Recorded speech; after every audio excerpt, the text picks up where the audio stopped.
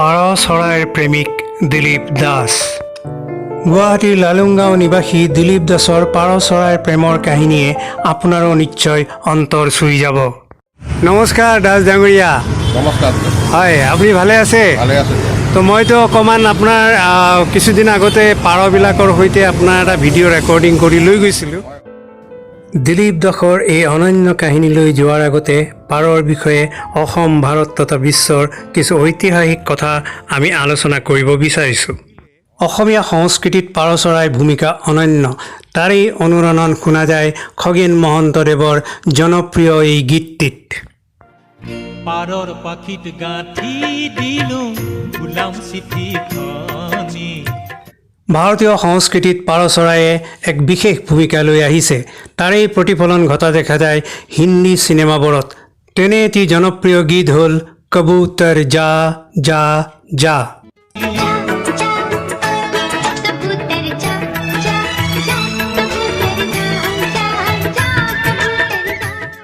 মানুহ আৰু পাৰ চৰাই। পাৰ চৰাই আৰু মানুহৰ সম্বন্ধ অতি প্ৰাচীন। প্ৰাচীন কালত পাৰ চৰাই চিঠি পত্ৰ প্ৰেৰণ কৰিবলৈ আটাইতকৈ নিৰ্ভৰযোগ্য দূত আছিল। নিয়মীয়াকৈ দ্ৰুত যোগাযোগৰ প্ৰয়োজনীয়তাৰ প্ৰতি লক্ষ্য কৰি শাসকসকলে উপলব্ধি কৰিছিল যে পাৰ চৰাইৰ জৰিয়তে বাৰ্তা প্ৰেৰণ কৰাটোৱেই আটাইতকৈ নিৰাপদ আৰু সুৰক্ষিত উপায়। সাধাৰণতে পাৰ চৰাইবোৰে পাতল কাগজত লিখা বাৰ্তা কঢ়িয়াই লৈ গৈছিল। চিঠি এখন এটা কেপচুলত সুমুৱাই তাৰ পিছত পাৰ চৰাইৰ ঠেং এখনত বান্ধি দিয়া হৈছিল, যাক পাৰ চৰায়ে নিৰ্দিষ্ট স্থানলৈ কঢ়িয়াই লৈ গৈছিল। সময়ৰ লগে লগে পাৰ চৰাইৰ ভূমিকা কেৱল দূত হোৱাৰ পৰা সলনি হ'ল আৰু ইয়াক ভিন্ন খেলৰ বাবেও ব্যৱহাৰ কৰা হ'ল। অনেকেই পাৰ চৰাইক খাদ্য হিচাপে গ্ৰহণ কৰে যদিও ভাৰতৰ লগতে পৃথিৱীৰ বিভিন্ন দেশত পাৰ চৰায়ে ঘৰচীয়া বা পোহনীয়া চৰাই হিচাপে আদৰ পাই আহিছে। দিল্লী আদি চহৰত কবুতৰখানা নামেৰে জনাজাত স্থানত পাৰ চৰাইৰ যত্ন মানুহে লৈ আহিছে। ভাৰতৰ প্ৰাক্তন প্ৰধানমন্ত্ৰী পণ্ডিত নেহৰুৱে তেখেতৰ ৬৬ সংখ্যক জন্মদিন উদযাপন কৰাৰ সময়ত নতুন দিল্লীত অনুষ্ঠিত হোৱা এক উৎসৱত শান্তিৰ প্ৰতীক হিচাপে এটি বগা পাৰ চৰাই এৰি দিছিল। জন্মদিন উদযাপনৰ অংশ হিচাপে স্কুলীয়া ছাত্ৰ ছাত্ৰীয়ে আৰু ৬৬টা পাৰ চৰাই এৰি দিছিল। হয়তোবা নেহৰুজীৰ পাৰ চৰাইলৈ থকা প্ৰেমে আজিও মানুহক পাৰৰ প্ৰতি আকৰ্ষিত কৰে। তাৰেই প্ৰতিফলন আমি যেন দেখিছোঁ গুৱাহাটীৰ লালুংগাঁও নিবাসী ব্যৱসায়ী দিলীপ দাসৰ হৃদয়ত। এদিন আমি গুৱাহাটীৰ পৰা নলবাৰী অভিমুখে গৈ থাকোঁতে এখন সৰু দোকানৰ সন্মুখত অনেক পাৰ চৰাই খেলি থকা দেখি গাড়ীখন ৰখাই দোকানৰ ওচৰলৈ গৈছিলোঁ আৰু তেনেকৈয়ে নিৰ্মাণ কৰা হৈছে আমাৰ এই ভিডিঅ'। এই ভিডিঅ'ই মানুহৰ অন্তৰত পাৰ চৰাইৰ প্ৰতি প্ৰেমৰ ভাৱ বা এক আকৰ্ষণ সৃষ্টি কৰিব পাৰিব বুলি আমাৰ দৃঢ় বিশ্বাস। সেয়ে ভিডিঅ'টো শেষলৈকে চাবলৈ আপোনাক অনুৰোধ কৰিলোঁ। নমস্কাৰ দাস ডাঙৰীয়া। নমস্কাৰ। হয়, আপুনি ভালে আছে? ভালে আছে। তো মইতো অকণমান আপোনাৰ কিছুদিন আগতে পাৰবিলাকৰ সৈতে আপোনাৰ এটা ভিডিঅ' ৰেকৰ্ডিং কৰি লৈ গৈছিলোঁ। হয় হয়। তো সিদিনা অকণমান দৌৰা দৌৰি হ'ল, আপোনাৰ লগত কথা পাতিব থাকিল। হয় হয়। তো এতিয়া আপুনি যদি মোক অকণমান জানিব দিয়ে আমাৰ দৰ্শকসকলৰ কাৰণে হয় হয়। যে আপুনি যে পাৰবিলাক পুহিলে হয় বা আজিও পুহি আছে, তেওঁলোকক যত্ন লৈ আছে, এই কথাটো আপোনাৰ মনলৈ কেনেকৈ আহিছিল? মনলৈ এনে আহিছিল মানে, আৰু বজাৰ মানে আনো আৰু কাৰোবাৰ থৈ দিয়ে আৰু বজাৰত বন্ধ কৰি কিনে আপোনাৰ খাঁচাত মই ভাল নাপাওঁ। পইচা থাকিলে আৰু কবুতৰত অলপ কিনি কিনে এৰি দিওঁ মই। মোৰ ওচৰতে থাকি যায় আৰু মই ঘৰতে থাকি যায়। এইটোৱে আৰু। আচ্ছা, এই পাৰবিলাক আপুনি খোৱাৰ কাৰণে কাৰোবাক বিক্ৰীও কৰে নেকি? বিক্ৰী নকৰোঁ মই। বিক্ৰী নকৰে? নকৰোঁ, কাকো নিদিওঁ। আৰু পাৰবিলাক যেতিয়া বুঢ়া হৈ যায় তেতিয়া মই বিচাৰ নলওঁ, এইগিলা থাকি যায় ক'ৰবাত গুচি যায়, তেনেকুৱা হৈ যায় আৰু। মই কাম কৰি পইচা থাকিলে আৰু কিনি এৰি দিওঁ আৰু। তো বন্ধ ভাল নাপাওঁ আৰু কাৰোবাক বন্ধ কৰি থৈ দিওঁ, ভাল নাপাওঁ মই। পাৰ বা চৰাই মানে পিঞ্জৰাত আবদ্ধ হৈ থকাটো ভাল নাপাওঁ। সিহঁতে যাতে মুকলিকে বিচৰণ কৰিব পাৰে, যলৈ তলৈ যাব পাৰে। আচ্ছা, পাৰবিলাকতো আপুনি পুহি ৰাখিছে, ইহঁতক বান্ধিব বা কিবা কৰিব লাগে নেকি? নাই নাই নাই, নিজে নিজে আহে? নিজে আহে। সময়ত আহি পেলাই বাঁহত সোমাই যায়? খুৱাওঁ আৰু। আচ্ছা, মই নিজে নাখাই কিনে এইটো খুৱাওঁ আৰু। তো আপুনি কিমান বছৰ ধৰি তাহাঁতৰ যত্ন লৈছে বা এইটো কৰিছে? 12 বছৰ হ'ল।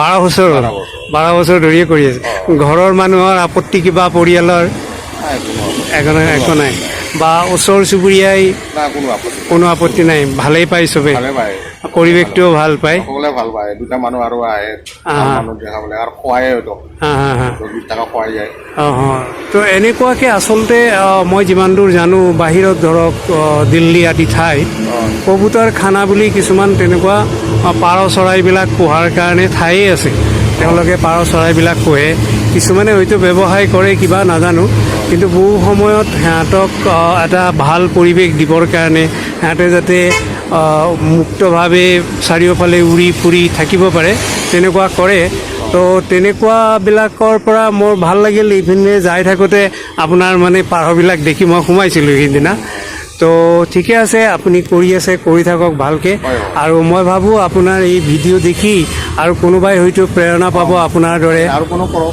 আৰু কোনোবাই যদি কৰে কৰিব পাৰিব তো আপোনাৰ এই ঠিকনাটো অকণমান ক'ব নেকি লালুং গাঁও লালুংগাঁও গুৱাহাটীৰ লালুংগাঁও লালুং গাঁও লখৰা লালুংগাঁও আৰু লখৰা অভাৰব্ৰিজৰ পৰা মানে জালুকবাৰীলৈ যাওঁতে অভাৰব্ৰিজখন শেষ য'ত হৈছে তাতেই আপোনাৰ ঠাইখিনি হয় নতুনকৈ দলংটো বনাই আছে লখৰাৰ নামিলে পাব এইটো নামিলে এই ঠাইখিনি আপোনাৰ দোকানখন দিলীপ ষ্ট'ৰ আৰু আপোনাৰ নাম দিলীপ দাস ভাল লাগিলে আপোনাৰ লগত লগ পাই বহুত ভাল লাগিল কেতিয়াবা আকৌ আহিম কথা পাতিম এনেকুৱা কাম কৰি থাকক আচ্ছা ঠিক আছে ধন্যবাদ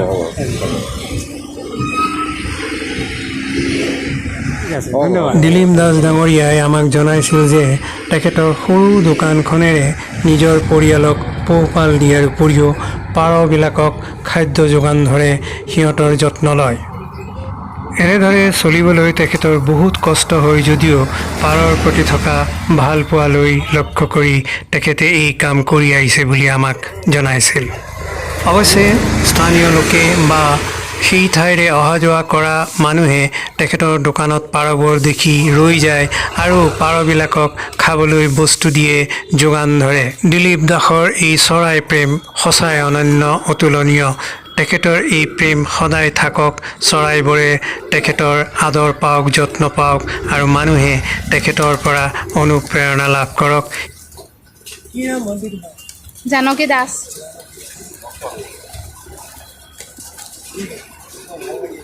দিলীপ দাসৰ ভতিজী জানকী দাসলৈ আমাৰ ধন্যবাদ থাকিল তেওঁ কৰা সহযোগিতাৰে আমি এই ভিডিঅ' ৰেকৰ্ডিং কৰিছিলোঁ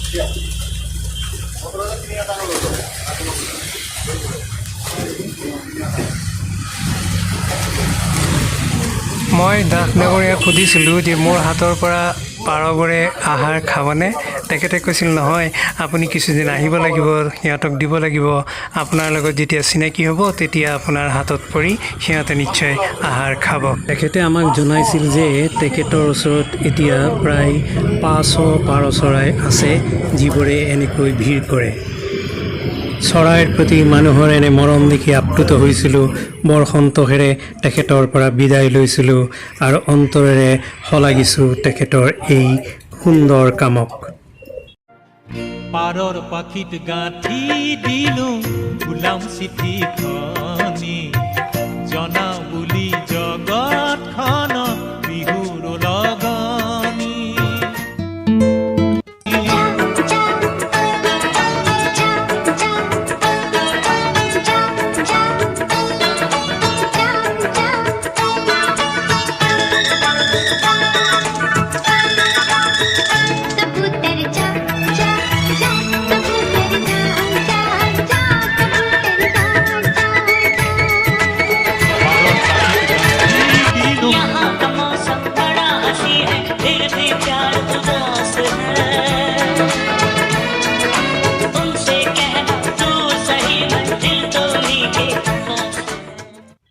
আমাৰ এই ভিডিঅ'টো যদি আপোনাৰ ভাল লাগিছে লাইক কৰিব শ্বেয়াৰ কৰিব আৰু আমাৰ চেনেলটো ছাবস্ক্ৰাইব কৰি দিবলৈ আপোনাক অনুৰোধ কৰিলোঁ